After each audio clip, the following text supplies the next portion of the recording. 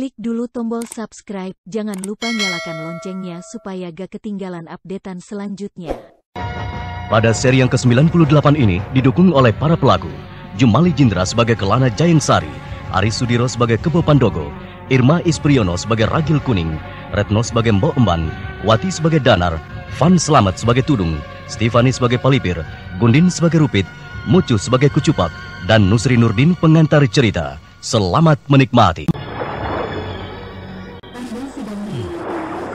Nampaknya dalam waktu yang tidak lama, pertempuran akan terjadi. Hamba Gusti. Hamba pun mengamati gerumbul semak di tepian sungai itu bergerak-gerak makin cepat dan banyak. Kemana Paman Gagak Seto dan Bandil Biru? Bukankah seharusnya mereka yang bertugas mengamati keadaan sekeliling ini? Denayu, sebaiknya segera beritahu laskar wanita untuk bersiap-siap. Akan kuremas-remas mereka, akan kucincang habis seperti perkedel. Ayo Kebo Pandogo, siapkan para laskar, semuanya. Laskar panah, tombak, dan pedang. Perintahkan bersiap dan jangan lengah. Sebentar lagi malam datang. Kukira panah api dari merekalah yang akan memulai. Gusti, di tepian sana seperti ada penyelam yang bersiap-siap berenang mendekati kapal kita. Sudah, bersiap semua. Tempati posisi masing-masing.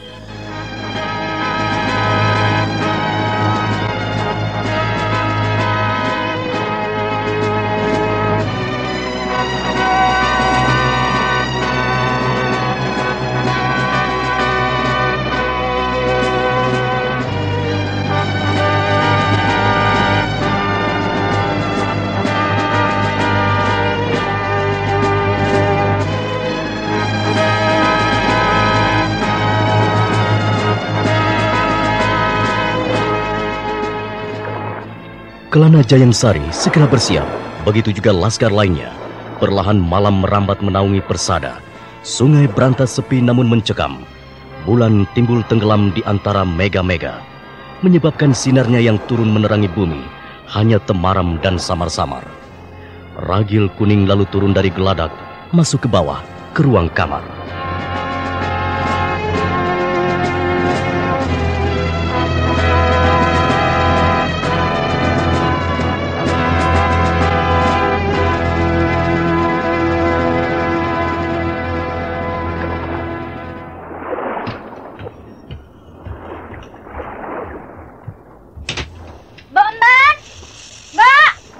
Ada apa, Denayu? Dalam? Carilah perlindungan yang aman. Sebentar lagi mungkin peperangan akan dimulai. Oh alah, apa musuh sudah dekat? Sudahlah, cari persembunyian yang aman. Di kapal seperti ini, mana ada persembunyian yang aman, Denayu? Di mana-mana juga sama. Terserah Mbok Emban saja. Pokoknya yang sekiranya aman. Di kolong meja, di dalam peti besar, atau di gentong kayu itu. Wah, Denayu ini bergurau saja. Badan segemuk hamba begini, mana bisa begitu, Den? Ya, sudah. Terserah Mbok Emban saja mau bersembunyi di mana. Pokoknya, saya sudah beritahu kalau sebentar lagi perang dimulai. Oh iya, Danar di mana, Mbok? Tadi ada di ruang ini kok. Danar! Danar! Hamba, Denayu. Hamba. Apa yang sedang kau kerjakan?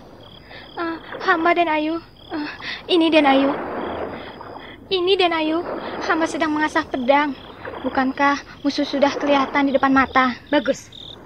Kau sudah siap membunuh rupanya. Tidak, Denayu. Hamba mengasahnya agar tidak berkarat. Itu saja. Rasanya kali ini kau terpaksa membunuh. Mengapa begitu, Denayu? Musuh yang kita hadapi sekarang bukan musuh yang kemarin-kemarin kita temui. Maksud Denayu? Mereka orang-orang yang biadab, pantang menyerah, dan lebih baik mati. Andaipun kau lukai dia seperti apapun, kalau nyawa masih dikandung badan, mereka tetap berusaha membunuhmu. Apakah musuh kita sekarang ini nekat-nekat? Ya, nekat dan keras kepala. Oh, Dewa Agung, berilah hambamu ini kekuatan untuk membunuh. Ya, meskipun hanya satu nyawa. Berilah hamba kekuatan untuk merajamnya. Semua sudah siap di tempatnya masing-masing? Sudah, Kakang. Tinggal menunggu perintah untuk menyerang. Benar, Kang. Anak buah saya juga tinggal menunggu perintah menyerang. Kucupak, laskar bagaimana? Siap. Mereka siaga di tempat masing-masing untuk berenang, menyelam, mendekati kapal itu. Sesuai dengan namamu, Kucupak, yang artinya berkecimpung di air. Maka tugas ini harus berhasil kau selesaikan. Siap, Kakang Tudung. Jangan panggil saya Kucupak. jika saya tidak bisa bermain di air. Prabu Sewaka tentu akan senang dan bangga sekali melihat cara kerja kalian. Kalian pasti naik pangkat, naik jabatan, naik gaji, dan upahmu akan dinaikkan juga. Tetapi bila gagal, leher kalian semua taruhannya. Wah. Palipir, jangan terlalu ke tengah sungai. Nanti diketahui oleh mereka. Sudahlah. Tugasku kan melipir-melipir tepian sungai sambil menunggu perintah dari Kang Tudung. Kau yang seharusnya berkecimpung di air malah jalan di pinggiran pasir. Ayo turunlah. Begitu tanda-tanda dari Kang Tudung datang, kau dan pasukanmu harus langsung nyebur dan menyelam berenang ke kapal itu. Tidak usah kau beritahu. Aku tahu kapan waktuku harus bergerak dan bertindak. wah, begitu saja kau tersinggung. Jangan ikut campur. Ku lempar kau ke tengah sungai. Bisa mati tenggelam kau. Kau tidak bisa berenang, bukan? Ya, aku menyerah. Menyerah. Kau memang nomor wahid di air, tetapi belum tentu kalau di darat. Kamu rupanya menantang. Sudah. Kalian ini sesama teman malah berkelahi. Musuh di depan hidung. Dengar, kalian boleh galak jika itu kalian lakukan pada musuh-musuhmu, lawanmu. Jangan sesama teman lantas kalian saling menikam, saling melibas. Orang macam apa kalian ini? Maaf Kang, aku kilaf Kang. Iya, aku juga hilaf. Sekarang kau panggil aku Kakang. Apa kalian takut aku adukan pada Raja Sewaka hingga kalian panggil aku Kakang? Dasar orang tukang cari muka.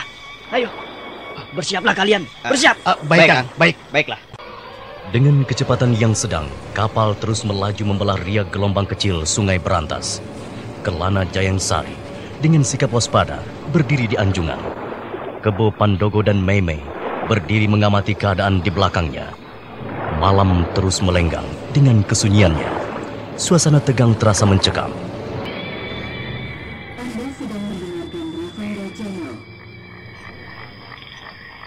Teman-teman, kalian perhatikan kapal sasaran kita itu.